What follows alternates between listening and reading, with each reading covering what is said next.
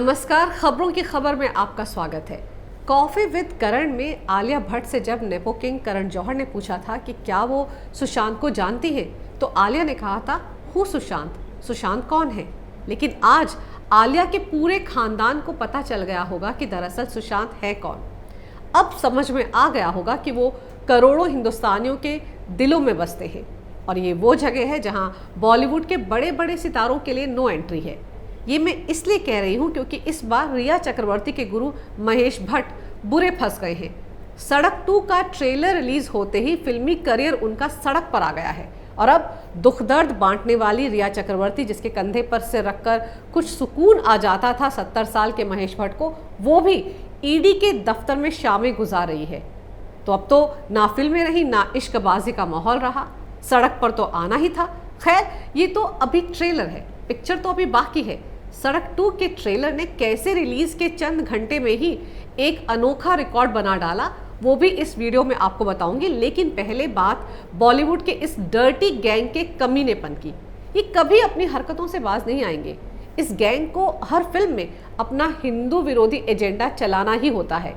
महेश भट्ट तो इतना बड़ा सेकुलर है और इतना बड़ा हिंदू विरोधी है कि इसे सारी बुराई हिंदू धर्म में ही नजर आती है। हिंदू देवी देवता हो, हिंदू धार्मिक स्थल हो या हिंदू धर्मगुरु हो, इन जनाब को तो सारी बुराइयां सिर्फ और सिर्फ यहीं पर दिखती हैं। इस फिल्म सड़क 2 के ट्रेलर में आलिया भट्ट का एक डायलॉग है जिसमें वो कहती हैं, एक फेक गुरु जिसकी वजह से मैंने किसी अपने को खोया है।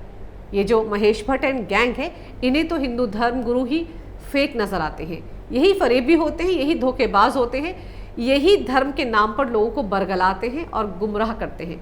अब इसी वाहियात डायलॉग के चलते आलिया भट्ट भी सोशल मीडिया पर ट्रोल हो रही हैं और गुरु महेश भट्ट का तो पूछिए मत, उन पर तो चौतरफा बौछार हो रही है आरोपों की। सोशल मीडिया भरा पड़ा है, खूब खरी खोटी सुनाई जा रही है महेश भट्ट को, यानी कि रिया के गुरु को।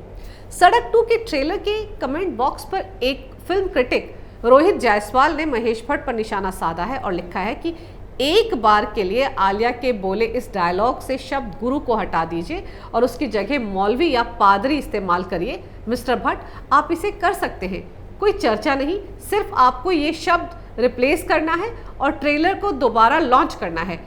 आपसे मैं ज्यादा कुछ नहीं मांग रहा हूँ महेश भट्ट साहब, सड़क 2 का ट्रेलर रीलॉन्च कर दीजिए। इसी ट्वीट को रीट्वीट करते हुए कंगना रनौत ने महेश भट्ट को पाकिस्तानी दलाल कहते हुए लिखा है कि आपने बहुत अच्छा पहचाना है, क्या ये गुरु को मौलवी से रिप्लेस कर सकते हैं और कैलाश कांड को मक्का कांड से? क्या साधु लिंचिंग का इन पूर्वाग्रहों से कोई लेना देना है? पाकिस्तानी दलाल क्यों धार्मिक भावनाओं को ठेस पहुंचा रहे हैं और घृणा फैला रहे हैं?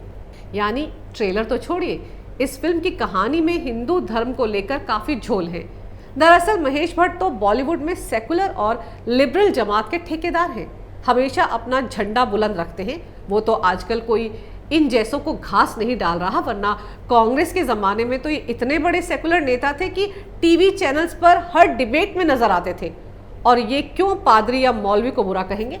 ये रिया चक्रवर्ती के गुरु हैं और इनका खुद का गुरु है वो भगौड़ा इस्लामिक कट्टरपंथी प्रचारक, क्या नाम है उसका, हाँ वो जाकिर नाइक, जो इस वक्त चूहे की तरह मलेशिया में बिल में छिपा बैठा है, लेकिन जिहादी हरकतें उसकी चलती रहती हैं। और महेश भट्ट को तो जिहादी मानसिकता वाला ये जाकिर नाइक भी हीरो दिखता है। उस पर तो ये फिल्म बनाना चाहते थे। दिल्ली दंगों की फंडिंग करने वाले, मुस्लिम बिरादरी के युवाओं को जिहाद की तरफ धकेलने वाले जाकिर के हर फंक्शन में ये जा धमकते थे। और क्यों जाते थे? क्या इतने बेले थे ये? अरे वो इनकी फिल्मों की फंडिंग भी करता है। जिस जाकिर का पैसा इनकी फिल्मों में लगता है, क्या ये उस धर्म के खिलाफ एक लफ्ज भी बोलेंगे? कभी नहीं। इनकी जुबान तो खुलेगी ही नहीं, इनकी तो फंडिंग रुक जाएगी और ये सच में सड़क पर आ जाएंगे। जनाब, इस बॉलीवुड गैंग की सारी फिल्मों की फंडिंग भाईजान लोग ही करते हैं, वो दुबई वाले भाईजान हो या कराची वाले या फिर मुंबई वाले। अब भाईजान के धर्म के बारे में कुछ भी नेगेटिव दिखाने की बॉलीवुड गैंग में किसी की औकात है? ये अपने आकाओं को खुश करने के लिए ही इस तरह का हिंदू विरोधी एजेंडा चलाते हैं ताकि हिंदू धर्म को बदनाम किया जा सके और इसी की एवज में इन्हें वहाँ से फंडिंग मिलती है। और तो और महेश भट्ट ये जो भगौड़े जाकिर नाइक के फंक्शन में चले जाते हैं, उसके भी पैसे मिलते हैं। ऐसे फोकट में थोड़े उसकी तारीफों के पुल बांधते हैं।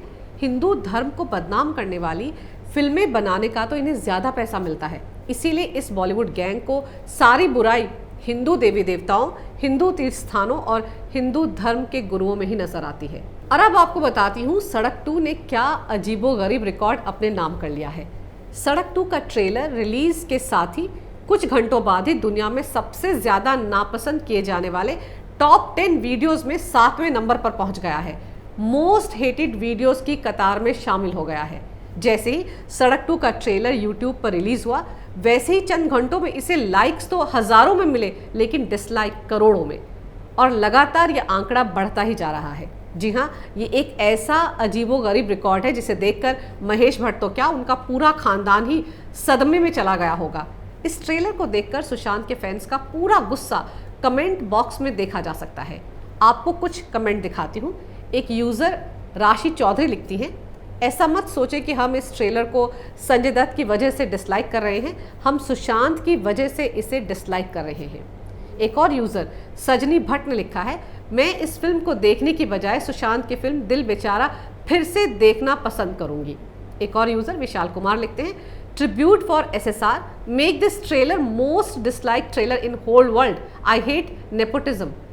एक और यूज़र रेणुका देवी लिखती है, it's not a big deal disliking this trailer, but when the movie releases we should not watch it to prove that we have the power. My humble request to people, please do not watch this movie in Hotstar for at least 1 month. एक और user लक्ष्य मिश्रा लिखते हैं, dislike until they found themselves on सड़क। एक और user ने लिखा है, all this time they have been saying that the audience supports nepotism and made the star kids successful by watching their movies. Few days back Kareena said that नहीं जाना movie देखने तो मत जाओ ना, क्यों बना रहे हो हमें star. So glad to see this is happening. The power of audience. High time stars like Rajkumar Rao get mainstream movies with lead roles and equal pay. एक यूजर निशांत डी ने लिखा, Alia do you know who Sushant is now, welcome to reality. एक और user Umera सभी ने लिखा, justice for Sushant and all the outsiders who get shunned in the industry say no to nepotism. जरा सोचिए, सुशांत के फैंस ने इसी ट्रेलर के बहाने नेपोटिज्म की वकालत करने वाली करीना को भी आड़े हाथों लिया है और आलिया भट्ट को भी समझा दिया है कि सुशांत सिंह राजपूत कौन है। ये तो चंद कमेंट हैं जो मैं आपको दिखा पाई हूँ। ऐसे ऐसे कमेंट लिखे हैं कि महेश भट्ट एंड कंपनी का दिमाग तो अब तक सटक लिया होगा। साफ है, इस देश की जनता ने बॉलीवुड गैंग को उनकी औकात दिखा दी है। नेपोटिज्म की पैरवी करने वालों को और नेपो किड्स को भी करारा जवाब दिया है। दिखा दिया है कि सुशांत सिंह राजपूत के साथ इस बॉलीवुड गैंग ने जो जो ज्यादतियां की हैं, उन सब का खामियाजा तो अब इस पूरी बिरादरी को भुगतना ही पड़ेगा। मज़ेदार तो ये है कि ये अभी सिर्फ ट्रेलर ही है। ट्रेलर ने ही बॉलीवुड के डर्टी गैंग की नींद उड़ा दी है। तो जब फिल्म रिलीज होगी तब क्या होगा। खैर, रिया के गुरु महेश भी करें तो क्या करें। पहली सड़क आज से 29 साल पहले बनाई थी अपनी लाडली बेटी पूजा भट्ट के लिए, ताकि उसका खटारा हो चुका फिल्मी करियर उस सड़क पर सरपट दौड़ता चला जाए। खैर, वो तो हुआ ही नहीं। लाख कोशिशों के बावजूद पूजा भट्ट सिर्फ बकवास करने के लिए ही जानी जाती हैं। पर चूंकि नेपो किड थी तो उसके लिए कई फिल्में बनाई गई, कुछ खुद महेश भट्ट ने बनाई तो कुछ बॉलीवुड गैंग के चमचों ने बनाई। फिर अब सड़क 2 बनाए गुरु महेश ने उस बेटी आलिया के लिए जिसका करियर नेपोटिज्म की बदौलत और नेपो किंग करण जौहर की मेहरबानी से सरपट दौड़ता ही जा रहा था। लेकिन इस सड़क 2 के बनने के बाद तो आलिया का करियर भी सड़क पर ही आ गया है। मुझे तो लगता है कि कैसे इतना बड़ा सदमा महेश भट्ट सहन कर पाएंगे। 29 साल बाद ये फिल्म बनाई थी, ट्रेलर का ये हाल है तो फिल्म रिलीज के बाद क्या होगा। ये सोच सोच कर तो महेश भट्ट के साथ उनका पूरा खानदान कहीं डिप्रेशन का मरीज ना हो जाए, बाइपोलर के मरीज ना बन जाएं ये सारे के सारे। ये तो वैसे भी साइकेट्रिस्ट हैं, भविष्यवेता हैं। ये तो 2 मुलाकातों में ही कौन डिप्रेशन का मरीज है, कौन बाइपोलर का शिकार है, ये सब कुछ बता देते हैं। और तो और इन्हें तो बगल में बैठकर ही ये भी पता चल जाता है कि डिप्रेशन के मरीज के कान में किसकी आवाज़ आ रही है। ये तो बिना डिग्री वाले ऐसे कमाल के साइकेट्रिस्ट हैं कि अच्छे खासे इंसान को भी डिप्रेशन का मरीज घोषित करवा देते हैं। कूपर अस्पताल में बहुत अच्छी जान पहचान है इनकी। इस मामले में ये किसी का लिहाज नहीं करते, अपने पराये सबको एक ही नज़र से देखते हैं, तभी तो इन्होंने गुजरे जमाने की मशहूर अभिनेत्री परवीन बॉबी को भी डिप्रेशन का मरीज बनवा दिया था। उसका इलाज भी यही महेश भट्ट कूपर अस्पताल में ही करवाते थे। वहाँ के डॉक्टरों पर इन्हें इतना भरोसा है कि सबको वहीं भेजते हैं, जो डिप्रेशन का मरीज हो उसे भी, और जिसे डिप्रेशन का मरीज बनवाना हो उसे भी। अब क्या पता ट्रेलर रिलीज के साथ ही परवीन बॉबी वाली आवाज़ें खुद महेश भट्ट को भी सुनाई देने लग जाएं। अब इन्हें भी उसी डॉक्टर से अपॉइंटमेंट लेनी पड़ेगी जिससे ये सुशांत का इलाज करवा रहे थे।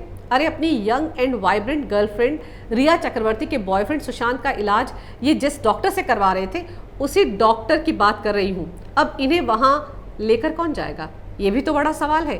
अपने बॉयफ्रेंड की मौत के 5वें दिन इन्हें आई लव यू कहने वाली गर्लफ्रेंड तो आजकल ईडी के गेड़े में आई हुई है।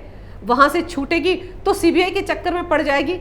अब उसे तो फुर्सत मिलने वाली नहीं है। दरअसल ये महेश भट्ट ही थे जिन्होंने सुशांत की मौत के चंद घंटे बाद ही उसे डिप्रेशन का मरीज बताकर उसकी हत्या को आत्महत्या बताने का नैरेटिव सेट करने का एजेंडा चला दिया था। फिर रिया के साथ उनकी ईद मिलन, मेरा मतलब अंतरंग तस्वीरों ने रही सही कसर पूरी कर दी थी।